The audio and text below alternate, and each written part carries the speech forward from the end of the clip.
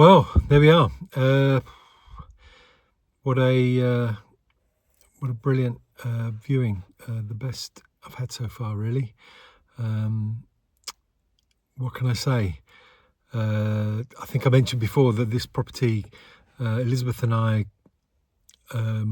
really fell for it. It's been like at the top of our list of properties that we've homed in on right from the day it went live on the property websites, and I've got to be honest, it's kind of exceeded my expectations, and I think even more so because the couple that own it were really lovely. Got to thank them for being so hospitable to me this morning. I spent nearly 2 hours there. They've been so kind. I had coffee with them, sat out in the garden, and they've really shown me around the property, and then let me sort of roam free. And they understood that, because Elizabeth wasn't with me, I wanted to video everything. So that's really kind of them, and very open and friendly of them to allow me to do that. So I really appreciate that. Because obviously I've got the sort of the responsibility of going back now to sort of talk to Elizabeth about it, and explain everything to her. She's out at the moment walking Eddie, so I'm talking to you before I'm talking to her about how I feel about the property. So I'm just going to be brief and just sort of fill you in, but the property even more exciting than I imagined. For us, there's no kind of red flags, there's nothing missing. It ticks every box. It's the right price, although I can tell we're going to have to offer considerably more than the asking price. There is a lot of interest in it. I've been surprised. This is a difficult place to get to. Anybody coming to view this property has to put a considerable, even if they already live in Scotland, they've still got to probably drive a number of miles to get here, and they've got a ferry ride over to the island, possibly 2 ferries to get here.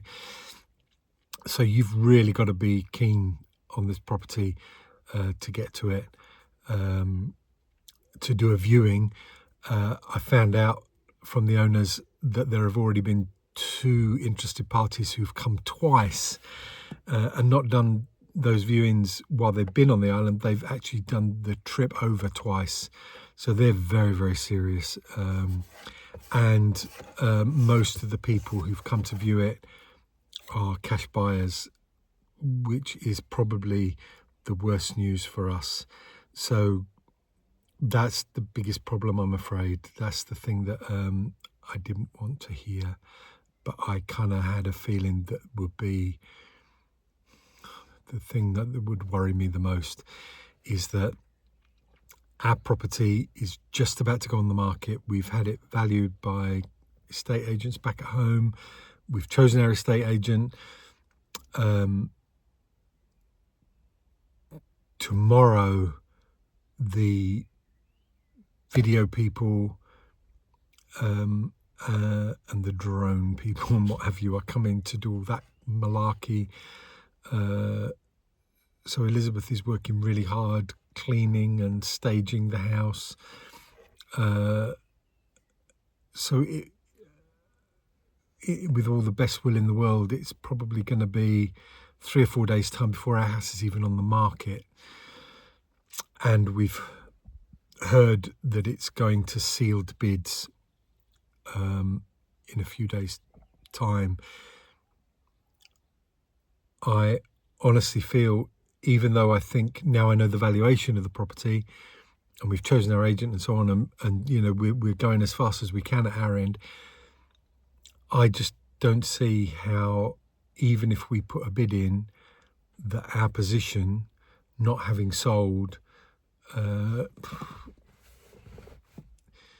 we might even be the highest bidder, but if they've got a cash bid which is higher than us, or even if it's a cash bid that's lower than us, that is going to be more attractive because it's so much simpler than us. We're probably going to be in a chain. you know, even if we got a cash bidder, which would be like unbelievable, and it's so rare, isn't it, in the property market. Sorry, I'm really tired from all the driving. I've had very little sleep for the last 2 days, and as you can imagine, with all this buzzing around in my head, it's very hard to sleep even when you're really tired, because your mind is going, and I'm not getting a lot of sleep at the moment. I can see that our offer would not be accepted, so I'm trying not to get too excited about this property, because it is perfect beyond our wildest dreams, but I really don't think we're going to get it. And I think that is part and parcel of this stressful roller coaster that is buying a property, whether it be in Scotland or France or England or anywhere else on the planet. You know, you've just got to just keep trying, and you've just got to keep looking, and you know, even if you don't get them, you've just got to learn lessons from the process, and you know, I don't know, improve your technique and narrow down your search parameters, and you know, pick yourself up, and you've just got to keep going, because unless you keep trying, you're never going to get your right property. You know, unless you're going to take the risks, and unless you're going to put yourself through this process, you're definitely not going to get a property that is going to be, you know, something you've always hoped for. And I can remember saying to people in the past who've gone through this kind of thing, that, look, don't worry, there's always another property. And that's easy to say when it's not you looking. But when it's you who found what you think is like the perfect dream property, and like, it's where you all of a sudden you find yourself, even though you're trying not to fall in love with it, you find your heart is now falling in love with something. It's very hard to imagine that there is another property that is ever going to match up to it. And even if you end up buying something else, you know, with this property, I have a horrible feeling that if we don't get this one, and we end up with another property that maybe we love and, you know, is really fabulous, do you know, I've got an awful feeling that this one is going to haunt me somehow. But who knows? You know, I've also spoken to agents and people, and they've said, do you know, we fell in love with it and we bidded for it and we didn't get it and we were devastated.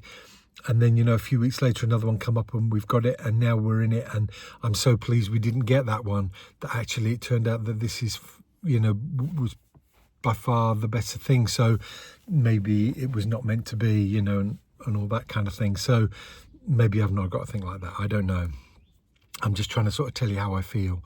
But this couple, I don't know, even the conversation with this couple had like a tick list of what they want from their perfect buyer. And I don't know, when I got out of the car, the lady selling the house, Anne, she's lovely. She is so nice. She's a Scottish lady. She was a headmistress before she retired. And she came across to meet me outside the property, and, you know, we introduced ourselves and everything. And she was, one of the first things she said was, you know, are you kind of prepared for island life? Are you sure this is, you know, what you want, kind of thing? And I said, oh, absolutely. I said, we come to Scotland every winter. So we know what we're getting into. We go to a cottage in Scotland every winter for a month or two.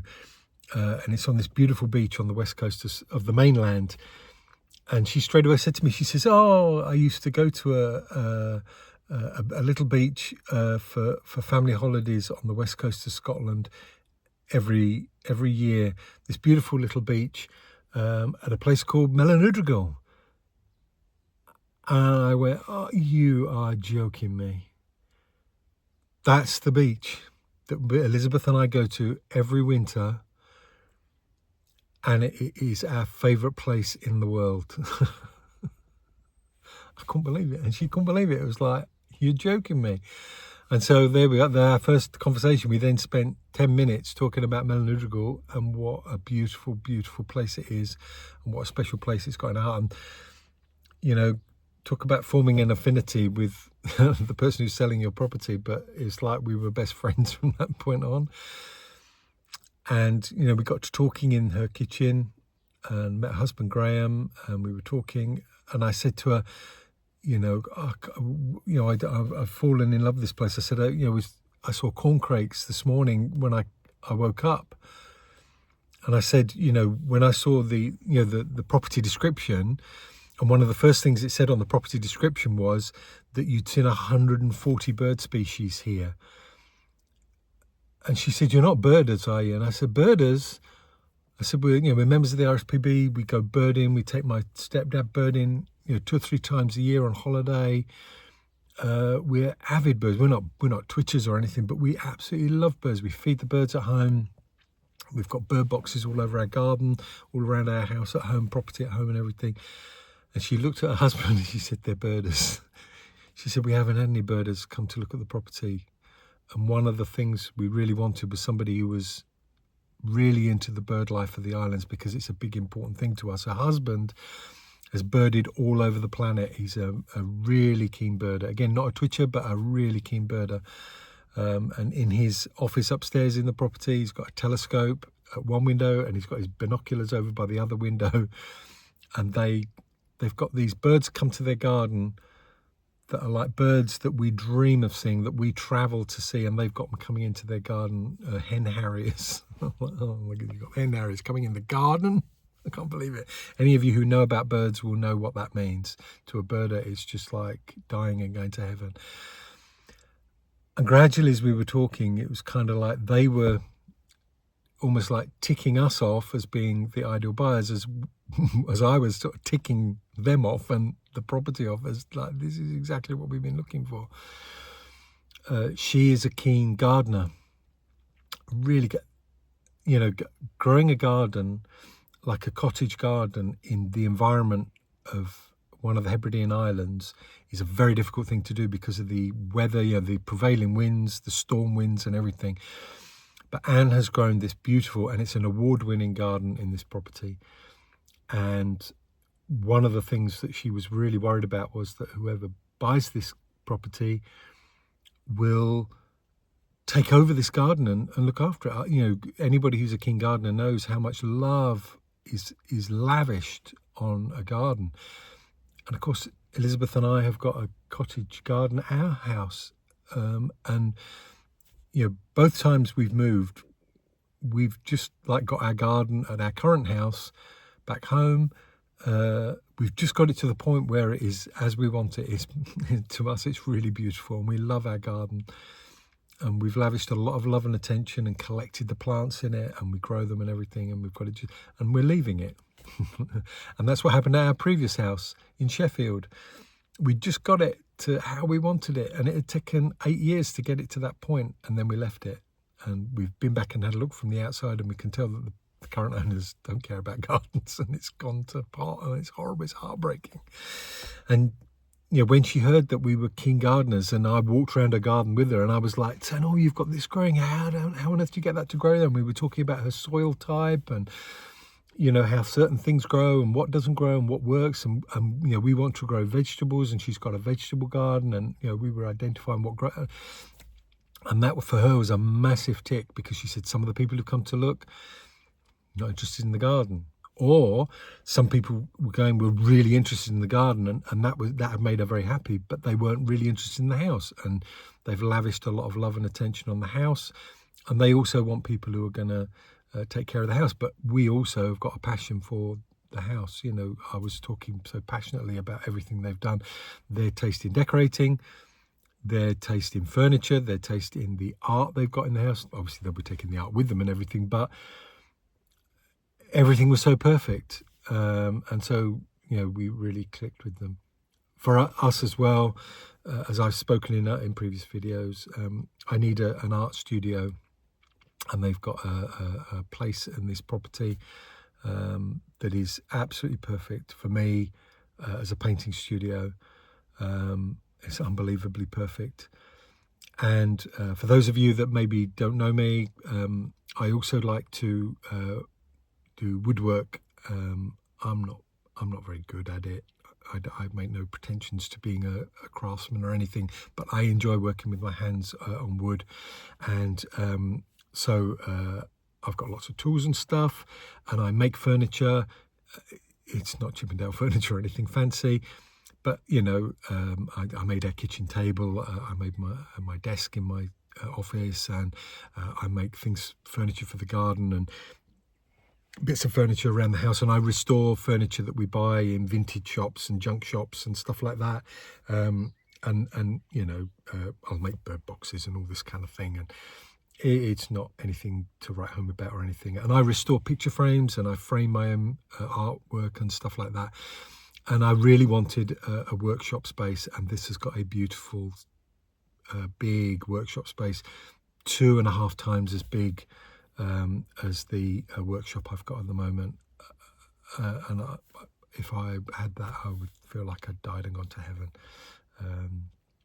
They've got a wood burning stove, and they burn peat on it. Peat that is cut by a crofter who has the permissions to cut the peat and everything. And that for us, marvelous to be able to have an open fire, a burning stove and so on, etc. etc. It's just perfect. This house is just lovely, and it's got everything that we want, nothing that we don't want. But as you can probably tell, I have fallen head over heels in love with this place that looks out over a loch, that is 5 minutes from the most beautiful beach you have ever seen, that Eddie will love, that we will love. But honestly, I don't think we've got a cat in hell's chance of getting it, because our house is not even on the market yet, and it's already we've got the date for the sealed bid, so it's going to sealed bids. It's the worst situation where you've got to put your highest bid in, and we're not even on the market yet. And even if we were able to sell it in time, which would be an absolute miracle, we would be in a chain. So this is the highs and lows. So you have to brace yourself. So basically, I have engaged in a 1,200-mile round trip of 3 days up here to the Hebrides, just to drive myself mad, seeing the most perfect place you've ever seen, or for us, what is the most perfect place we've ever seen, the most perfect sellers, who I now feel very connected to. They're looking for somebody who wants to sort of integrate into the community and become part of the community, learn a bit of Gaelic, which we fancy doing, who don't want to run a Airbnb. They really don't want that for the property, who don't want it just to be a holiday home, a second home. We don't want that. This is going to be our home. They don't want to leave it. I feel really sad that they have to leave it, because they've lavished love and attention on restoring this property. It was in a terrible state when they bought it, and they've restored it and made it a beautiful, beautiful place. And really, they want somebody to kind of be stewards of it. And I think that's what this property deserves. And we kind of fit the bill from that point of view. And they don't want to leave. They're having to leave because of health issues. And I feel very sad for them that's the case. But these things happen in life, and if ever if we were successful, then I guess that's the only way you'd get me out of it, would be in a box, or because I either me or Elizabeth had to be near a major hospital, because there aren't big hospitals on the islands. That's part of island life and so on, but hopefully that's a long way down the line. But it has convinced me that the islands are for me, really, definitely. Now I would prioritise the search. So if nothing else, it's convinced me that the islands are very, very high on my search. We'll still keep searching on the mainland, because I don't think we're going to get this, and I'm having to be realistic about that, and I'm gutted about that. But it has convinced me that the islands are so, so beautiful. We've been on holidays on the islands before, we know, but this is a new island to me that I haven't visited before, and I've fallen head over heels in love with it. It is so, so beautiful, so, so peaceful. It feels like going back 50, 75 years in time, for bird life and for tranquility and for lifestyle. There are a lot of things that you have to acclimatise to, such as the ferries not being able to run because of the weather. The cost of living is higher because everything has to come over by the boat, pretty much, apart from what's grown here and what is reared here and so on. You can forget next day Amazon deliveries. You can forget Tesco and Waitrose and Amazon, Asda and that delivering to your door and all that kind of stuff. Nope, forget it.